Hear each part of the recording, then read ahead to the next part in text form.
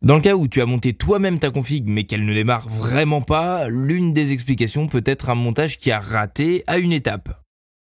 Pour vérifier que tout est bon au niveau des branchements par exemple, on va faire dans ce tuto un montage avec le minimum requis pour que l'ordi soit en mesure de démarrer.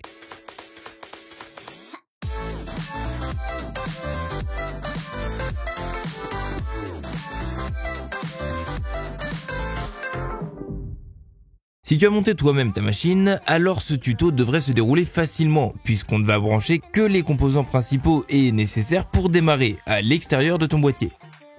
Autre point avant qu'on ne débute vraiment, on part du principe que tu as déjà testé ta RAM, ton bouton power et enfin ton alimentation avant de tout démonter grâce à nos autres vidéos. Première étape donc, si tout est bon, pensez à bien mettre ton alimentation sur off ou 0, puis la débrancher tant du secteur que de chacun des composants. Ensuite, tu pourras tout sortir du boîtier.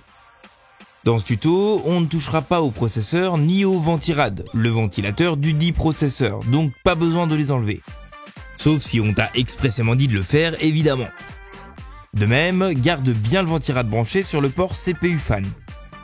Une fois que c'est fait, pose ta carte mère sur son carton pour qu'elle soit sur une surface plate et safe. Une fois la CM en place, avec donc juste le processeur et son ventirad monté dessus, on va pouvoir commencer à y rebrancher le reste, composant par composant. Niveau électrique, on va brancher le minimum vital, l'alimentation de la carte mère et celle du processeur. Pour la carte mère, c'est le gros 24 pins qu'il faut brancher en haut à droite.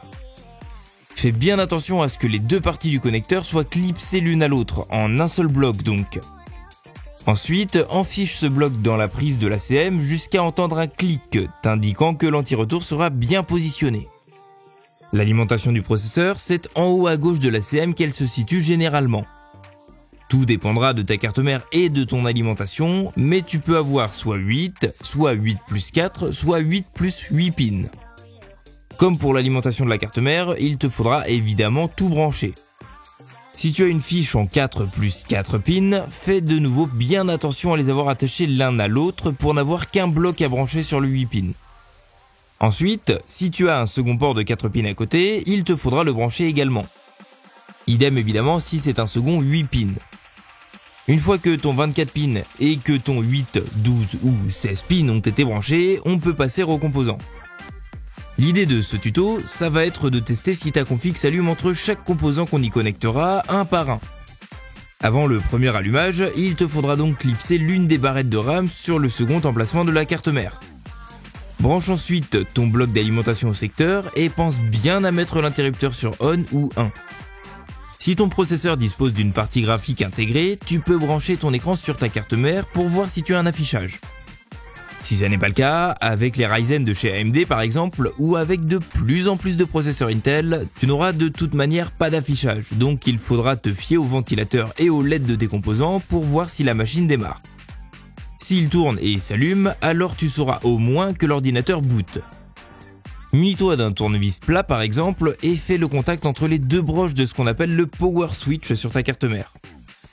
Ces deux broches, tu les trouveras en bas à droite de ta carte mère, là où tu avais logiquement branché les câbles de ton front panel. Si tu as un doute, n'hésite pas à aller vérifier leur emplacement exact sur la notice de ta carte mère ou à regarder notre vidéo qui leur est dédiée.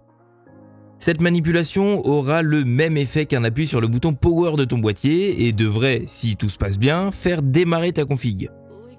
Si c'est le cas, refais un contact entre les deux broches du power switch pour l'éteindre.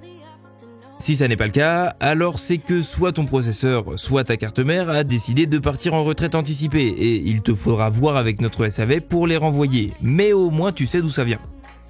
Si tout est bon et que tes ventilateurs tournent, tu peux éteindre de nouveau avant de passer à la suite. Branche le reste de tes barrettes de RAM, puis retente de démarrer.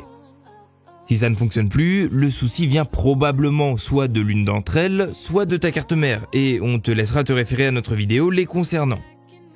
Si c'est toujours bon, alors on va pouvoir continuer avec la carte graphique, si tu en as une. Commence par la connecter au port PCI Express de ta carte mère, en faisant attention à laisser de la place pour qu'elle puisse dépasser sous cette dernière. Au studio, l'astuce qu'on a est tout simplement de poser l'ensemble au bord du carton sur lequel la CM est posée. Une fois en place, connecte ces câbles à elle, les 6 plus 2 pins. Branche évidemment tout ce dont elle a besoin. S'il lui faut 2 câbles de 8 pins, n'en mettre qu'un ne lui donnera pas assez de puissance pour démarrer. Une fois la carte graphique branchée et allumée, tu pourras retenter une dernière fois d'allumer ta machine pour savoir si elle démarre toujours bien. Si tout roule, alors tu peux l'éteindre et enlever ta carte graphique avant de tout remonter dans ton boîtier et de refaire ton montage. Sauf évidemment si on a vu ensemble sur les réseaux sociaux comment allait se passer la suite, mais on l'aura fait en te passant cette vidéo. Salut au toi du futur d'ailleurs. Si cette vidéo a pu t'aider, tu sais quoi faire pour nous le montrer, et si tu as encore un souci, on est aussi là pour toi sur Facebook, Twitter, Snapchat et Instagram. N'hésite pas à nous dire en commentaire s'il y a des tutos pannes en particulier qui t'intéresseraient et sur lesquels on pourrait t'aider, et d'ici là, on se retrouve dans la prochaine vidéo.